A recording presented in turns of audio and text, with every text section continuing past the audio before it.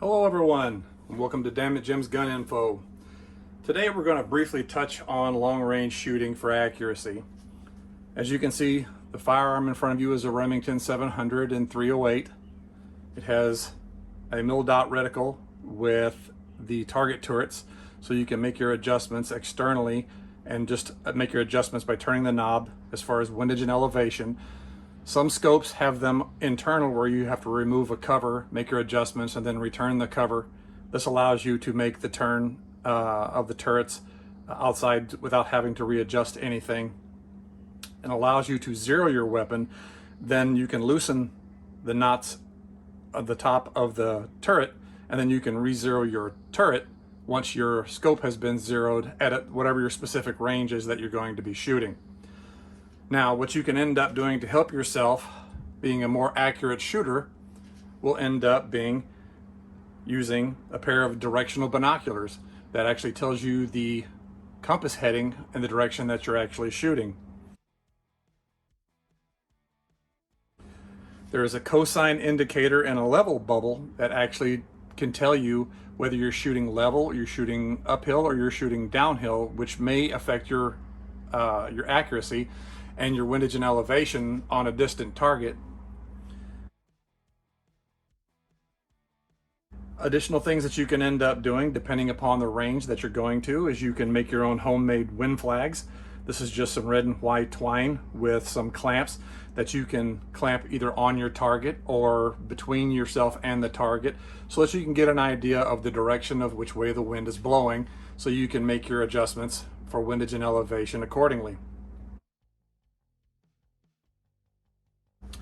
If you're not really sure and you're not a really good guesser at windage, you can use an anemometer, which is this piece right down here. You can actually mount it in accordance with your standard tripod mount, so you can put it wherever you want to end up putting it, and it will allow you to gauge the wind speed in miles per hour, and I believe you can actually set it for kilometers an hour. So depending if you're American or you're using the European standards, you'll actually understand what it is that you're doing. Then you have your differences, which you have your full value winds, your quarter value winds, your half value winds, and your zero value winds, which depending upon where you are on a clock will determine whether the wind is coming from 12 to 6 or 6 to 12, from 9 to 3 or from 3 to 9, or from 1 to 7 or 2 to 8, and vice versa. So those will have some kind of effect depending upon how high the wind is, or how much wind effect you're actually receiving, and how heavy your bullet is, and how far a distance you're shooting. So those things should be taken into account whenever you're shooting for distance. You can also use a laser rangefinder. This one particularly goes out to 1,000 yards plus or minus 1 meter. That way you can actually have an accurate guesstimation of the distance that you're actually shooting, so that if you're shooting at 500 yards, you know that using your laser rangefinder that it is 500 yards and not 550 yards, which may or may not affect the dope, as we call it, or your adjustments on your scope. What you can also do is use what's called fix-it sticks, which I happen to love. You can make adjustments and tighten anything that needs to be tightened on your weapon, such as the scope mounts. And it has torque adapters that are torque limiters that you can actually set for inch-pounds, so that you don't over torque and damage your scope rings or your scope screws or anything along those lines. Now, it's not recommended that you use the torque limiter when you're removing the screws, only whenever you're tightening the screws, so you get an accurate amount of inch-pounds of torque. This one is 10 inch-pounds. This one here goes from 15 all the way up to 65. Now, this one won't click past whenever it hits it. The 10 inch-pounds one will. Once the lines meet for the particular torque setting that you're wanting, then you have met that torque inch-pounds requirement. And it's got a T-bar for added leverage, which is really, really handy. Then you have all your usual screw adapter mounts for whatever it is, hex, Torx, or Allen, or Phillips flat tip for whatever it is, scope adjustments or weapon adjustments that you might be loosening or tightening. Now, another thing that you can end up using here is what's called a dope book. As you can see, this one's by Voodoo Series. It's from Swank. It's a marksmanship data book, and as we briefly flip through it, you can put your information on as far as your name or your rank, or what weapon that you're shooting. If you have a department, provides a lot of information as far as elevation settings, scope dope, minute of angles, altitude considerations. When you're shooting extreme distances, depending upon what caliber you're shooting, you're going to have a big variation in accuracy because windage, elevation, humidity, all those different things are going to have some kind of effect on your bullet, because humidity is going to be more resistive because there's more moisture in the air. Elevation, so 100 yards flat may not be 100 yards at whatever degree elevation. It actually might be higher or longer distance, so, or shorter distance. So depending upon what it is you're shooting, where you're shooting, how far you're shooting, there's a lot of different things to take into account. So again, here this provides you different temperature conversions, wind chill factors, different things along those lines. And then we get into the actual data book where you can actually do a cold bore shot, which is, you haven't shot this weapon in several days or hours or weeks or months even. You take it out to the range, you aim it at your target at the preset range that you previously zeroed your weapon at, and the first shot out of the barrel is considered a cold bore shot, and you want to see where it prints on your target. And that will tell you how accurate your weapon actually is and how well zeroed it is. Now, you can get more information depending upon how you're planning on shooting.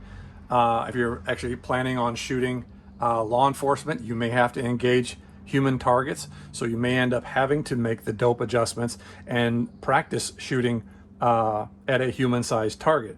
But that's not always the case, as everyone is not a military sniper or a law enforcement marksman. So as you can see, you can flip through the pages and find all different opportunities for you to put more information. As you can see, it's page after page after page after page of range time for different shots, so that you can actually get to know how your firearm shoots, what bullet weight it likes, depending upon the barrel twist rate, the barrel length. Different bullet weights and different manufacturers will actually have better accuracy or less accurate on your target, because certain barrels like a certain weight of a bullet projectile. Because the whole point of accuracy is the consistent leaving of the barrel during the sine wave flexing that the barrel does whenever you fire a round. And the point is to get the weapon tuned so that the bullet leaves the barrel in the same point in the sine wave flex as you fire it, so that you can be more accurate downrange. Now, what you can then do is, when you are actually engaging your target, you can actually call your shot as far as, I aimed at this spot on the target, on the bullseye, and then this is where the bullet actually hit. Then you can call another shot. Then you will actually write where the bullet actually hit. Usually within 3 shots, you should be able to make a decision on what elevation and windage needs to be done on your firearm, especially if you've shot it quite often, so that you can make the proper adjustments so that you can make your weapon more accurate. So again, it provides a lot of documentation for you to put how your weapon shoots. You can actually do range cards that says, from where I'm at, here are the different obstacles or different distances to points on the map, so that you can actually draw those out. So if you're at your range, if you know, because you've actually used the laser rangefinder, that the tree at 552 yards is exactly 552 yards.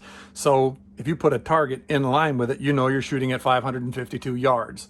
So again, this is where your laser rangefinder really comes in handy, whenever you actually have different items on the map that you actually want to draw on your range, so that you can then estimate distances. Again, an anemometer is really great for determining wind speed. If you want to get really, really technical, you can actually write in your book that you're shooting at 115 degrees at your cosine, whatever elevation or declination, and you can actually figure out exactly the distance, the exact wind speed, and you can put all that information, everything together, so that when you add it all together with routine firing, then you will become a much better shooter, because you will fully understand how your weapon shoots with that bullet manufacturer, with that bullet weight, out of this specific rifle at those specific distances. So whenever it comes time for distance shooting, by all means, you can go out there and plink, or you can actually get out there and see if you can actually dot the I on the target at whatever distance that you happen to be shooting. And the better you get at it, the further you're going to be able to shoot, and the more accurate you're going to be able to be. So again, go out, get some trigger time, get out there, see how your weapon shoots, and happy shooting. Thanks again for watching Dammit Jim's Gun Info. I hope this has been informative. Please make sure you hit that subscription button, and please leave any comments below. Thank you very much.